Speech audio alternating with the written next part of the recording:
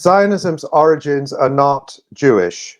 Zionism started as a Christian, Protestant Christian fundamentalist movement, which defined European Jews as alien to Europe and as belonging somewhere else, and as encouraged their departure and expulsion from Europe as a solution to the so-called Jewish problem. So you take kind of the quintessential Zionist, Arthur James Balfour, the British Foreign Secretary who issued the Balfour Declaration, which gave explicit British colonial backing to the Zionist settler colonial project in Palestine. Balfour was a notorious anti-Semite. He had openly advocated against and advanced legislation in Britain to prevent the emigration of Jews to Britain because he was an anti-Semite and didn't want Jews coming to Britain. But he also was a staunch supporter of Jewish settlement in Palestine. And, you know, if you think about that, that makes sense, because if you don't want the Jews in Britain, you don't want them in Europe, well, you send them off to one of the colonies. And for the first decades of the Zionist movement was a minority movement among European Jews. It was strongly resisted. Most Jews were drawn towards socialism or towards integration. Their view was, we are French, we are German, we are British, and we deserve full and equal rights in our countries. And they saw the notion that Jews should actually uproot themselves and go and colonize a distant, undeveloped country, as they would have seen it, as sheer madness. So Zionism was rejected by the majority of Jews. It gained support later, and that support accelerated in the wake of the European Christian genocide of European Jews. But there is an illusion that's made that Jews were persecuted in Europe, and therefore, if any persecuted Jews went to Palestine, then they remained persecuted when they got to Palestine. And the part of the story that's elided is that when they got to Palestine, they were actually colonial settlers, and they committed the same kind of colonial violence and domination against the indigenous Palestinian people as European settlers did everywhere else. And a perfect analogy for this is the Boers in South Africa. During the Boer War and the Boer Wars in the first years of the 20th century, the British really persecuted the Boers, who were, of course, descended from Dutch and French and other settlers, put them in concentration camps. That's actually where the term concentration camps comes from. People associate it with Nazi Germany, but it actually comes from the Boer War, from what the British did to the Boers in South Africa. So the Boers were genuinely persecuted by the British and lost a huge part of their population due to British persecution. But that doesn't change the fact that when the Boers gained control, they were the colonial rulers of South Africa who oppressed the African population. And throughout its history, throughout the history of apartheid South Africa, the white supremacist state relied on the narrative of Boer persecution to justify the existence of the apartheid regime. So the claim was always, we were persecuted by the British, we won our independence against the British through all this suffering and struggle, and our constitution as an apartheid state is a matter of survival. If we were to give up apartheid, it would be national suicide. And Zionism uses a very similar narrative, trying to co-opt the persecution and the victimhood and the murder of millions of Jews to justify the contemporary persecution of Palestinians. So to get to your question of why Zionism is racism, Zionism is the belief that Jews have the right to establish a sovereign state in historic Palestine. Now, there is also a history within Zionism of looking at other territories, such as Kenya and Argentina, as sites for Zionist colonial settlement, which I think only underlines the colonial nature of this project. But, you know, eventually they settled on Palestine. Of course, you can build a narrative around Palestine being connected with Judaism. But it's the belief that Jews have a right to sovereignty in historic Palestine. The problem with that, of course, is that there was an indigenous population there, the vast majority of whom was not Jewish, was Muslim and Christian. And of course, you can't have a Jewish state or a Jewish entity in a place where the vast majority of the population is not Jewish and would not want to live under the control of such an entity. So the Israeli state, the Zionist state, could not have come about without the programmed and deliberate ethnic cleansing of the vast majority of the Palestinian people. And the Israeli state could not continue to exist today without the continuation of that ethnic cleansing through the denial of the right of Palestinians to return to their homeland solely and exclusively because they're not Jews. That's the reality today of the Zionist state, of the Israeli state, that any person whom Israel recognizes as Jewish, whether they're from New York or Argentina or Dublin or wherever it is, if the Israeli state recognizes them as Jewish, they have the right to go there, gain citizenship. They will be given basically what amounts to a UBI, a universal basic income for a certain period of time, a financial package. They will be given a home, often in a settlement in the West Bank.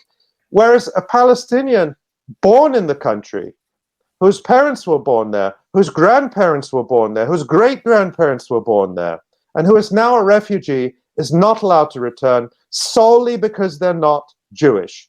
So that's the irreducible racism at the core of Zionism. It's an ethno-chauvinist, ethno-nationalist movement that identifies one group of people as deserving all the land, deserving all the rights, and the indigenous population, the Palestinian, Muslim and Christian population, as having no rights whatsoever. Those who live there, today you have Palestinians living in the West Bank under Israeli military rule. You have Palestinians in Gaza under a medieval siege. And you have Palestinians who are nominally citizens of Israel, but they are very much second or third or fifth class citizens of Israel. And then, of course, you have the largest group of Palestinians who are refugees, again, denied the right to return solely because Zionism is premised on the notion that you have to be Jewish to have rights. Doesn't matter if you were born there, doesn't matter if you can trace your lineage back generations. If you're the wrong religion or the wrong ethno-religious group, then you have no rights. So that's the reality. And I mean, in any other context, people don't really dispute that that's racism.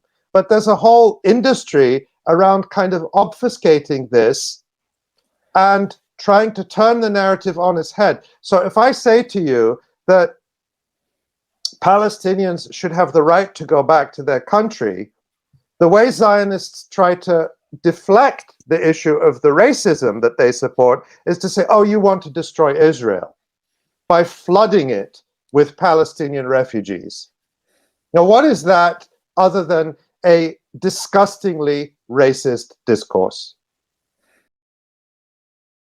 First, the issue of anti-Semitism, because I think this is now so dominant in so much discussion about Israel.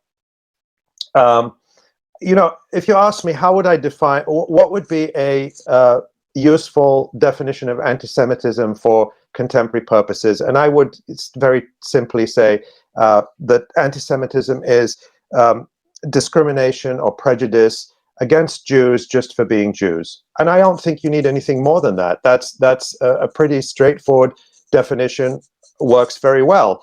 And it would definitely be able to capture the kind of anti-Semitism of someone like Donald Trump, who who of course associated with outright anti-Semites or hired them, people like Sebastian Gorka, who was a White House advisor and also a member of a literal Hungarian Nazi group, which during World War II had been directly controlled by Hitler and his Nazis, and Trump was happy to employ him in the White House. And Trump, who routinely referred to, who when addressing American Jewish audiences would refer to Benjamin Netanyahu as, quote, your prime minister, as if Jews belong to and are loyal to Israel and not the United States. So that definition that I gave you identifies that very easily. What it doesn't do is include criticism of Israel or its policies. And therefore, it's not useful to supporters of Israel. So in recent years, we've seen an effort to promote this so-called working definition of anti-Semitism, whose origins come from a former senior official of the American Jewish Committee called Kenneth Stern. But this definition was then adopted by various institutions, and now it's been adopted by a body called the International Holocaust Remembrance Alliance. And it's a very unclear and fuzzy definition. The whole purpose of a definition is it should be clear, it should be helpful. This definition is very fuzzy, and it comes attached to the definition come 11 so-called examples of anti-Semitism. 7 of them, so the majority of them, have to do with criticizing Israel or Zionism. And this definition has been adopted by the United States. The Biden administration, one of the first things it did was reaffirmed its embrace of this definition. It's been adopted by the EU and several of its member states and lots of institutions and organizations. And there's a big pressure campaign from Israel and its lobby to adopt this definition. And the purpose of this is really to target the Palestine solidarity movement and to define criticism of Israel and solidarity with Palestinians as anti-Semitism, while ignoring the real anti-Semitism on the far right. I'll give you an example I wrote about recently. The German police recently revealed statistics. They published statistics that showed a big upsurge in anti-Semitic incidents or anti-Semitic hate crimes in 2020. And according to the German police categorization of these crimes, 94% of them had a right-wing political motivation. 94%. I think something like 1%, according to the German police, had a left-wing motivation, and a similar number had what they called a foreign ideology motivation, whatever that means.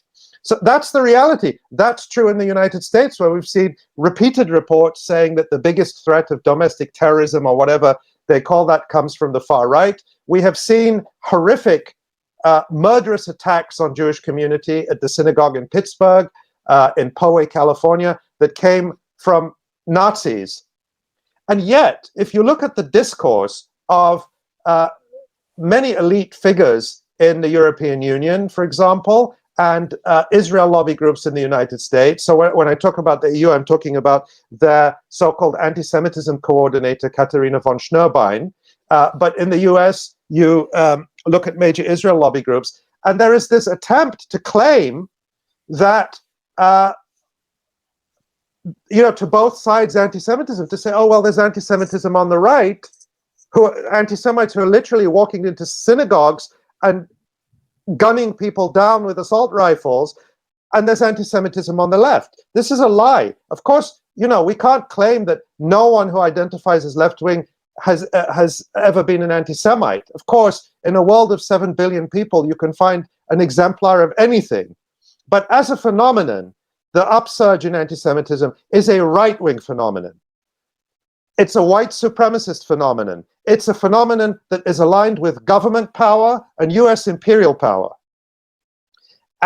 But all the focus is on supporters of Palestinian rights. So this is the massive deception that is being pushed regarding anti-Semitism. So I mentioned Sebastian Gorka, a literal Nazi, as far as I'm concerned, a member of a Nazi cult in Hungary, was welcomed and feted and a guest of honor at the gala of the Zionist Organization of America a couple of years ago. And that, to me, exemplifies this partnership between the anti-Semitic far right and Israel, which goes back to the origins of Zionism, when Theodor Herzl said the anti-Semitic nations will be our greatest ally.